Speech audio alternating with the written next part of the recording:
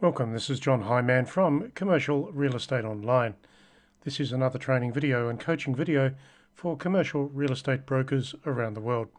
And in this particular video, I'd like to go into the sales process, the investment sales process, where there are listings, clients, commissions, and opportunities for you in your market. So the sales process is quite special. And of course, there are some good commissions to be had if you can get your professional services under control, and if you can stand out as the agent of choice when it comes to selling commercial property in your location. And commercial to me, by the way, is commercial property is office, industrial and retail. Now, I hope you specialise in one or more of those categories and that you actually understand the category quite sufficiently and specifically so that you can talk to investors and property owners when it comes to purchasing. So sales is quite a special part of the industry, and some agents and brokers only specialise in sales.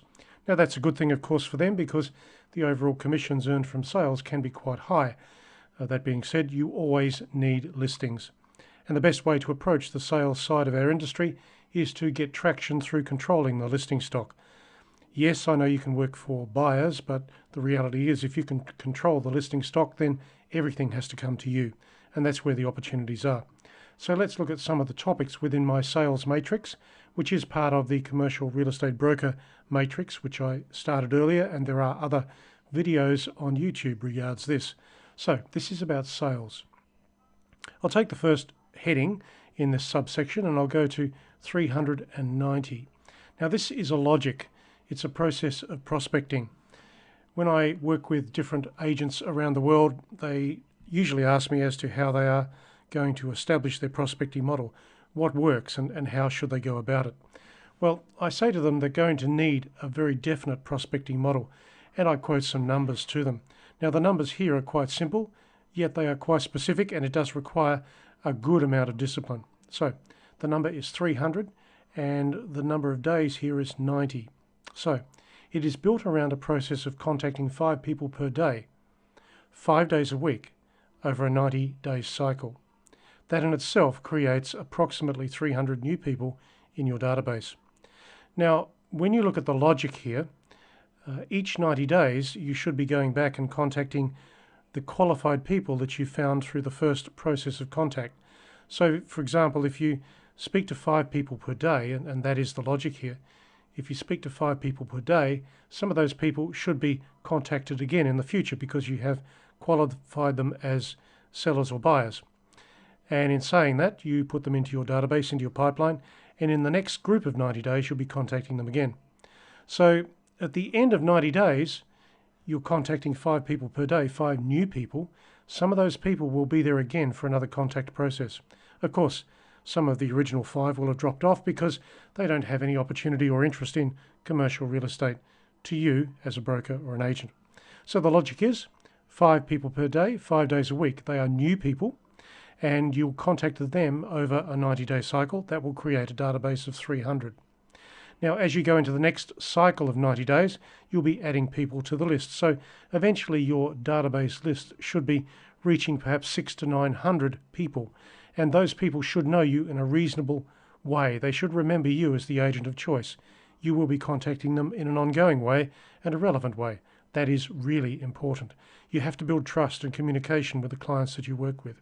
So there's the number, 300/90. That's every 90 days, 300 people. That's 5 days per week, 5 people per day. So go back here now into the sales subjects again, and let's look at some other alternative factors. Buyer's agent. Now you can work as a buyer's agent. There's nothing wrong with that at all. Of course, the buyer is going to pay you the commission for finding them a property. Now, this particular type of or part of the brokerage industry works very well if you work for corporate buyers, the high-end buyers, the people that really do need professional assistance. Sometimes you can work for investors, but I do find that investors usually move quite quickly between brokers and you can't really trust investors to stick with you. However, corporate owners, corporate buyers will be in need of help when it comes to selecting another property for their corporation. So if you're going to be a buyer's agent, focus on the companies in your locality, the big companies, those companies that have a board of directors and they still need to purchase a property for their next business movement, acquisition, expansion, contraction or change. And of course the buyer is to pay you the commission. That's good. You'll need to get the supporting appointment to act documentation in place. There'll also be a specialised listing model. And when you are working as a buyer's agent, you really do need to understand the type of property they need, the location, the facilities, the improvements, the services, the amenities. So when you're working as a buyer's agent, you need to take the time to understand what they're about now and what they need in the future. And I go back to the point, if you're working with buyers as a company or a corporation, then you can certainly specialise and help them quite significantly. And of course, the bigger the property, the better commissions for you. I like to focus on exclusivity. Now, I would say to you that exclusivity is really important in our industry. I hear from time to time that some agents say, oh look, I can't convert exclusively. It's just not done in our industry, in our town or our city. Well, I say to you, well, exclusivity is so important, and if you can't convert exclusively, well, perhaps I accept the focus and the fact for the moment. However, as you build your skills as an agent or a broker, exclusivity will be easier to convert. Those people in the market, those buyers will need you. They will be prepared to give you exclusivity as part of getting your services on board. They need the best agent. If you're the best agent, then exclusivity is easy to demand. That's what it's about. So that's the buyer's agent process. Now let's go back and look at another factor here, cycle. Now again, if you're working as a sales agent, the cycle in the property market is something you can tap into. Now, what it means is simply this. Every 3 to 5 years, you'll find that the property owners will usually get to another point of change in their property ownership structure. Now, the property owners are perhaps investors, they are perhaps companies, they are owner-occupiers, but every 3 to 5 years, they'll get to a point of change.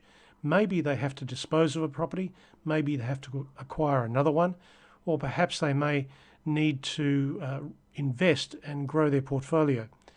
The cycle issue is really important, and if you want sales, you want listing activity in sales, then start to look at the people that purchased property around about 3 to 5 years ago. Make the contact, connect with them. Now this means you go back in the sales records for your town or city. You go backwards and look at those people who purchased about 3 to 5 years ago. Yes, they may be owner-occupiers. Yes, they may be investors. Doesn't really matter what they are, but they will be getting to another point of property change, probably, on average. So this is about the cycle averages. It says that every 3 to 5 years, a person who owns a property will get to another point of choice. You can be their agent to help them. So go back through the sales records for the area and get to know who are the people in that core contact pipeline of 3 to 5 years ago. Did they purchase 3 to 5 years ago? If they did, then you can help them again. So now let's move on to another topic here, and that is fees.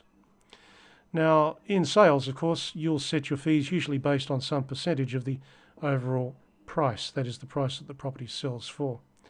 Now you might be working for the seller, most likely, or you may be working for the buyer, potentially. Either way, you need to understand the commissions that are achievable in your market for that property type, the averages that are out there. You should also charge a reasonable fee for doing an information memorandum relative to the property that you are listing. Now, I say that because information memorandums for complex properties are quite significant and large.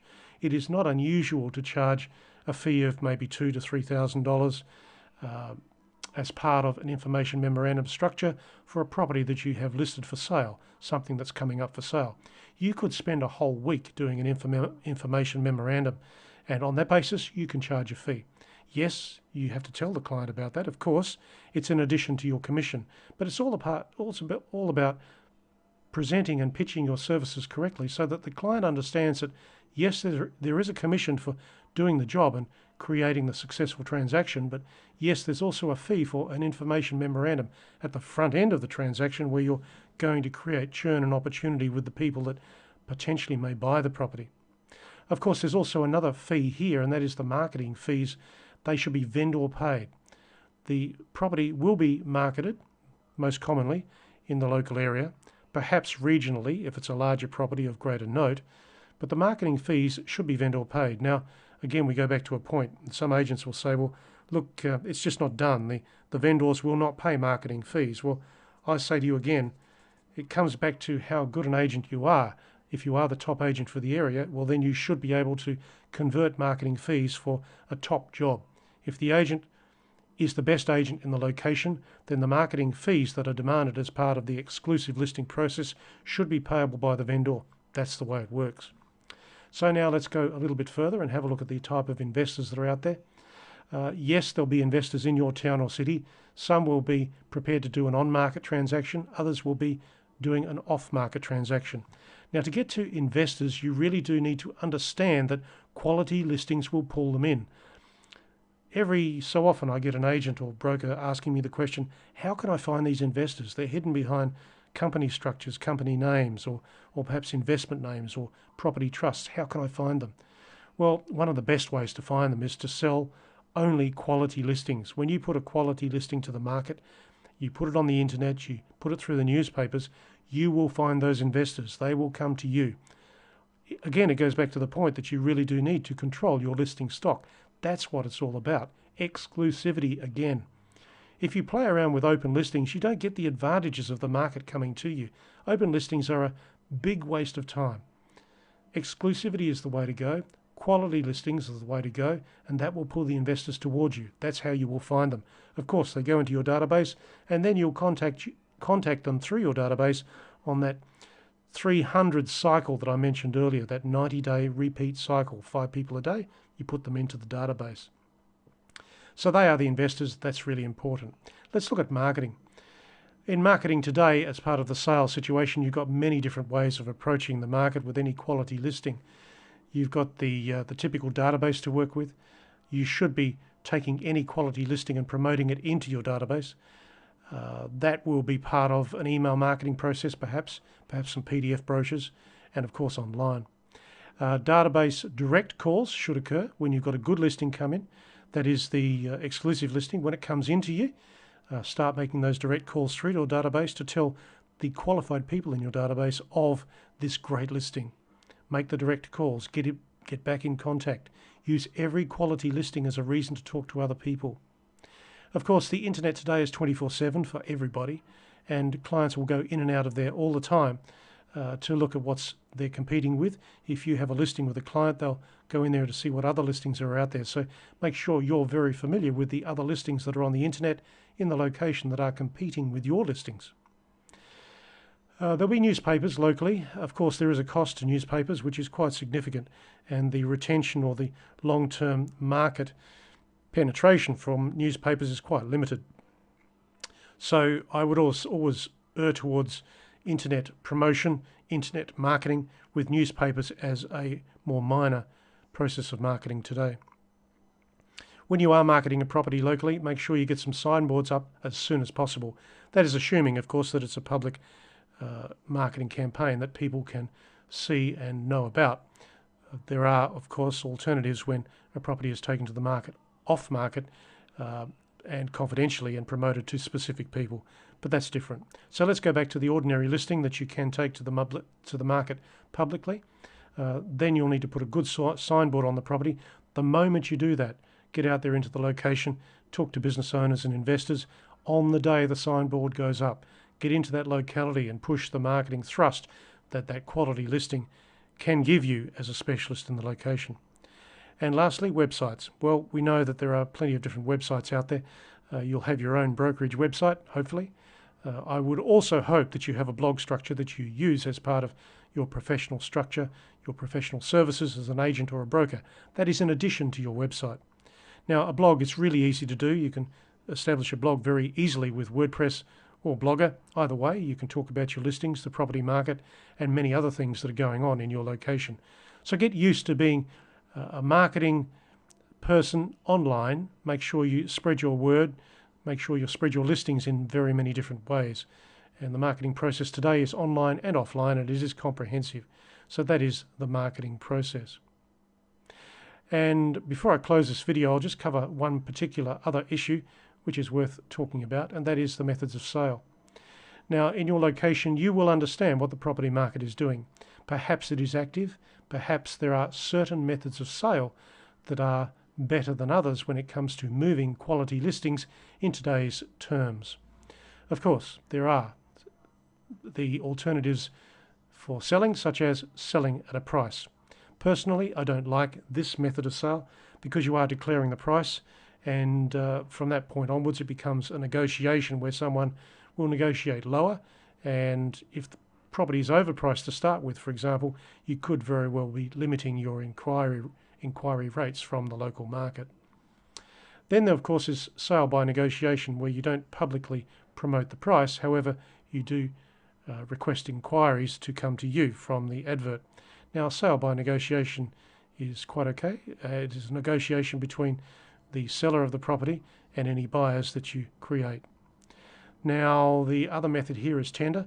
Tender is very good because it's a timed method of approach. You put a date on the method of tender, which might be 6 weeks or 8 weeks from now. You promote the property and you invite tenders from purchasers to purchase that property.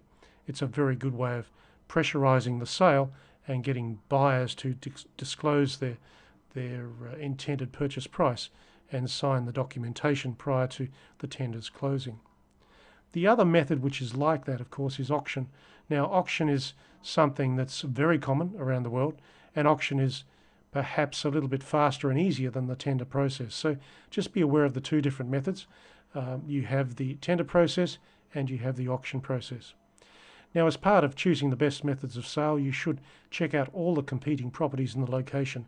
Look at them, inspect them if you can, at least take photographs, and perhaps even put your client in your car and take them for a drive around the location looking at the competing properties. At the end of the day, you want your listing to be well priced, at the right price, so that you can create inquiry. Don't overprice the property. Choose the best methods of sale, and of course choose the right price structure that works. The other method of selling a property is the expressions of interest method. Now, it does work. It's a little bit more slow and desperate than everything else. Expressions of interest is like putting a very unique property to the market today, waiting for people to come to you with an expression of interest of purchase. Now, I personally would do an expressions of interest on something that's very, very unique and different. In other words, not an ordinary property. If I had an ordinary property and a quality property, I'd use auction. If I had an ordinary property, I'd probably use tender. I could also use sale by negotiation and sale at a price, although that's probably my last preference. But I really don't like expressions of interest on ordinary average properties, and certainly not on quality properties. So understand the priorities and the differences there. So there are different pricing methods to consider. If you're going to take a property to the market for sale, you need to understand the pricing method that applies and how you can get to the right price given the facts of the property, the facts of the market, perhaps the cash flow coming from the leases and everything else that applies. So they are some of the factors that applies to the sales method today, the sales method in commercial real estate brokerage. There are some other things here which I'll put in another video very soon, and you can follow through with the other videos on the YouTube channel, that is Coach Commercial. So check that out, and in the meantime I'll say this is John Hyman signing off for now.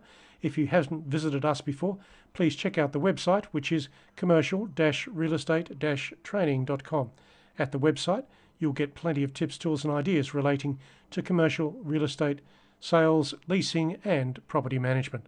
This is John Hyman signing off for now, and I'll start another video very soon on the second part of the sales series.